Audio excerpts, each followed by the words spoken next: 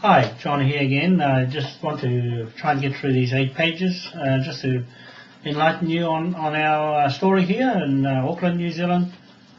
Just to tell a bit about where we are with the Moai Crown sovereign state, and also the difference between the Crown of England, which is the Queen Elizabeth II, living. And so we are challenging her now on her history.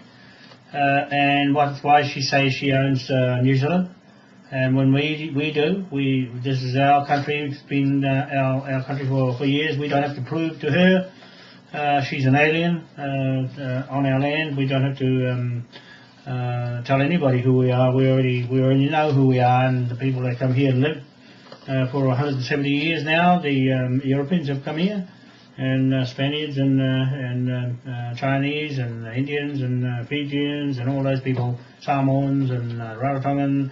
So they've all come here and mingled, and we're a mixed breed now. But I'm just saying, from the beginning, there was Tahitians as far as I'm concerned, from Moai, RAPANUI, East Island, and also from Raiatea. Those two to go together.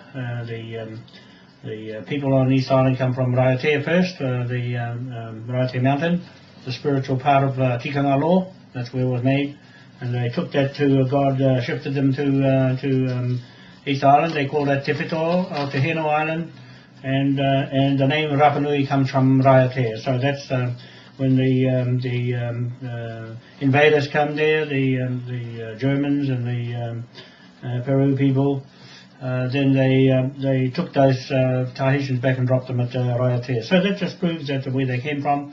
Then the Rapanui people came down to East Cape, to Te Whito. They call that Te Whito, from Te Whito, birth of the earth on East Island, and also the birth of New Zealand, Aotea, down on the East Cape, where I'm from. Those are my lands, my ancestral lands to our Wānoa people, from Raiatea and from Rapanui.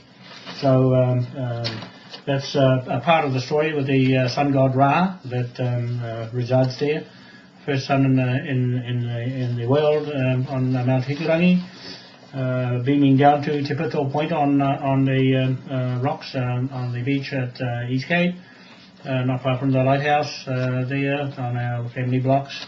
And so that history is intact, and we are just coming out with it the first time in as many years. So this is a true story I'm talking about, and one that will shake the world, especially with the countries that have taken as prize our possessions. Those are our inheritance, ancestral property. The Moai statues that are in the countries that have taken them alive and whole, original stone structures from the rock from that country. And so that they're in an alien country, and that rock only comes from one place. And so we want those back, and all our artifacts. I see you've sent the heads back to Maori people from Scotland and Ireland and a few places in Europe there. Started to return our things. Now we want the obelisk back from the Vatican City, and from New York and Washington. Seem to have tipped it over, and there'll be another big one going to hit sometime, and so all these things are happening, and certainly it looks like man-made, with the hurricanes in Colorado and the States. That's not natural, and so Moai tells me that, and I don't make these things up myself. So I get the same vibes from my ancestors through the statues. Those are our feelings, our brains, our intelligence, our eyes, ears, and nose and face. And it was also the face of God. He instructed our people, my Wānoa spiritual people, to build them for a particular reason. That was to mark the spot on the earth where the Milky Way is, and 180-degree view to feed the Mother Earth, where the field windings go in for the magnetic field there at the south bottom of the Earth, and comes out at the top in the middle, goes through Kufu, the Moai's head, and comes out at Kufu, King Kufu, where the pyramid is. That's the marks the north end of the astrology axis of the Earth, and then you got that's the true Earth, true north, and then you've got the magnetic north, south with the pole, north pole, south pole, slightly to the right, and that's the difference between that axis and the other axis that we're on, with the sun and everything else, and the stars in the sky and all things blue. That's just part of the history of what I'm talking about, where we link up for the first time to our original people, the Black Nubian Africans. There's our DNA blood lines to those people who built those pyramids, the Great Stone.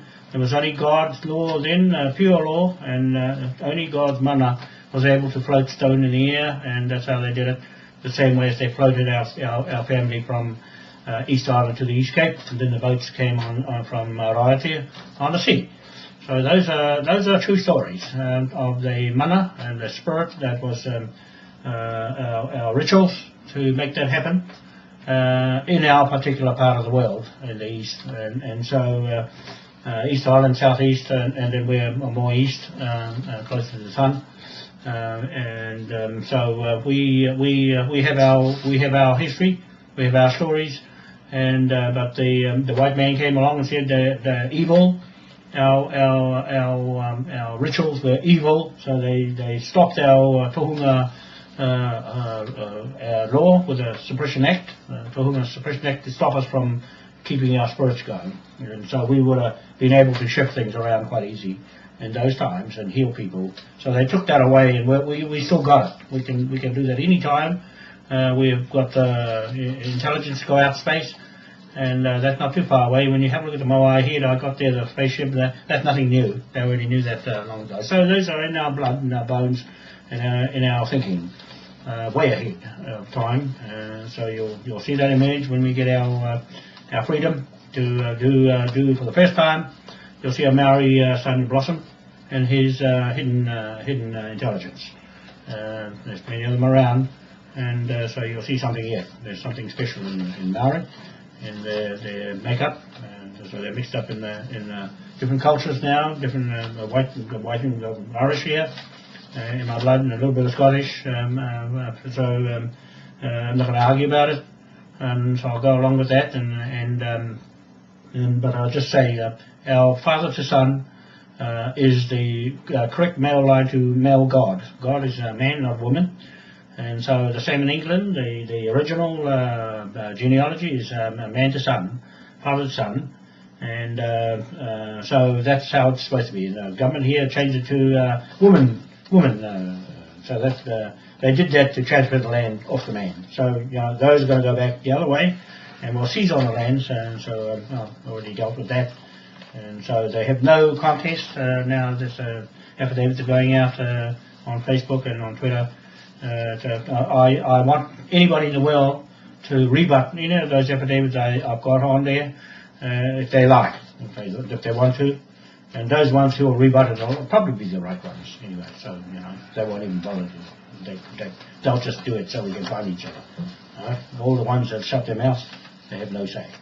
So that's how it's going to work with that. And so I've got to try and get through these 8 pages, but I seem to be picking up some things to talk about, at least to tell you about a little bit about the history of where we are down here in the South Pacific as Maori, Tahitian, Hawaiian.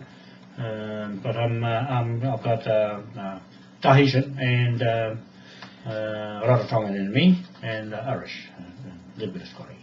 Yeah, so woof woof from the Scottish. Yeah, so that's basically enough for a video for now, and we'll just cut another one to keep them short, so that you've got at least some of our history.